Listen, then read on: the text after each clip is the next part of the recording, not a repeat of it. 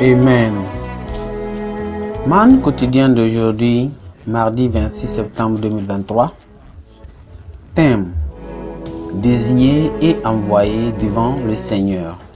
Désigner et envoyer devant le Seigneur. Texte de lecture: Luc chapitre 10. Nous allons à partir du verset 1 jusqu'au verset 17. Luc chapitre 10.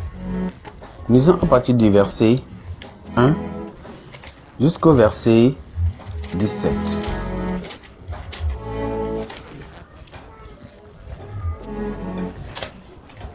Après cela, le Seigneur désigna encore 70 autres disciples et les envoya 2 à 2 devant lui dans toutes les villes et dans tous les lieux où il lui-même devait aller.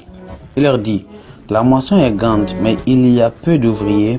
Priez donc le maître de la moisson d'envoyer des ouvriers dans sa maison. Partez, voici je vous envoie comme des agneaux au milieu des loups.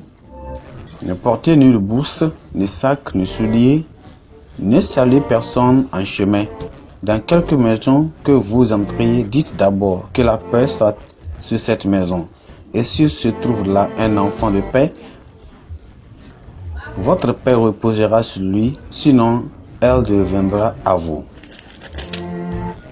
Demeurez dans cette maison-là, mangeant et buvant ce qu'on vous donnera, car l'ouvrier mérite son salaire. N'allez pas de maison en maison. Dans quelque ville que vous entrez ou où l'on vous recevra, mangez ce que vous sera présenté. Guérissez les malades qui s'y trouveront et dites-leur: le royaume de Dieu s'est approché de vous. Mais dans quelque ville que vous entrez ou où l'on ne vous recevra pas, allez dans ces rues et dites: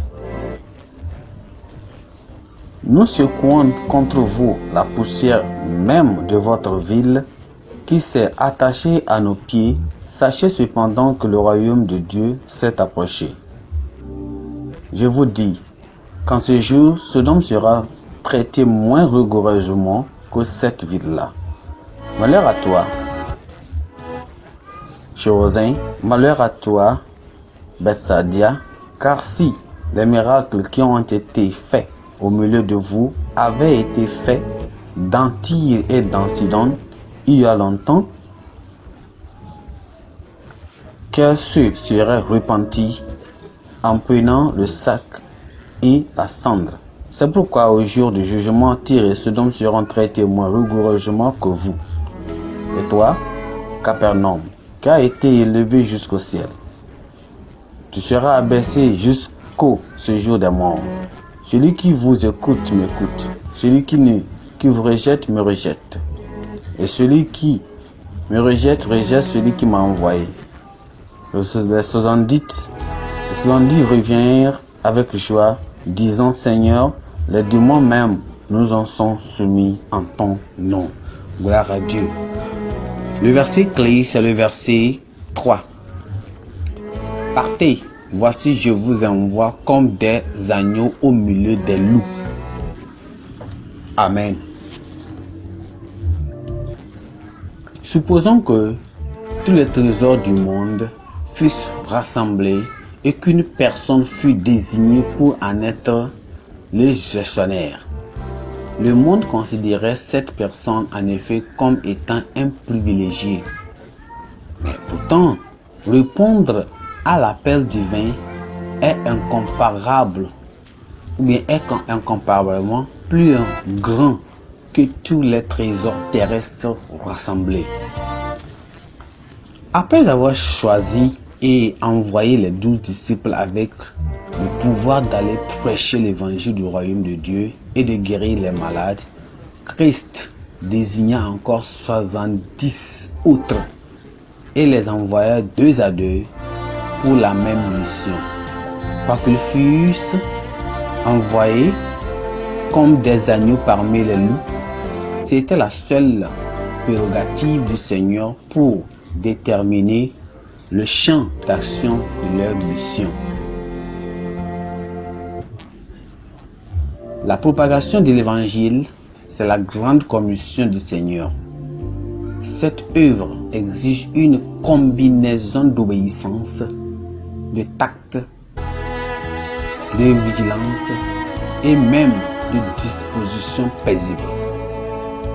Ces choisis doivent mener à bout leur mission malgré les oppositions et les hostilités. Pour obéir à ce mandat, l'on a besoin de prière, de soumission complète aux directives du maître, une approche de tact dans la réponse à cette mission permettra aux disciples de réaliser de grands exploits et d'avoir une récompense à la fin. C'est une absurdité que de mépriser la sagesse du Seigneur quand il dit qu'il les envoie comme des agneaux parmi des loups et d'essayer de rejeter le message de ceux qu'il a désignés et envoyés pour la mission. Il faut noter qu'accepter le Seigneur ou le message des envoyés de Christ revient à accepter Christ lui-même, son offre de rédemption et même accepter quoi? Ses bénédictions. Accepte, crois et obéis à ses préceptes aujourd'hui et sois sauvé. Il y a toujours des témoignages quand on obéit à ses instructions sans poser des questions. Amen. Que le Seigneur nous aide à obéir à ses instructions sans poser des questions. Pensée du jour. Notre plus grande tâche sur la terre est de prêcher l'évangile. Notre plus grande tâche sur la terre est de prêcher l'évangile. La Bible en un nom. Jacques chapitre 1 jusqu'au chapitre 5. Jacques chapitre 1 jusqu'au chapitre 5. Amen.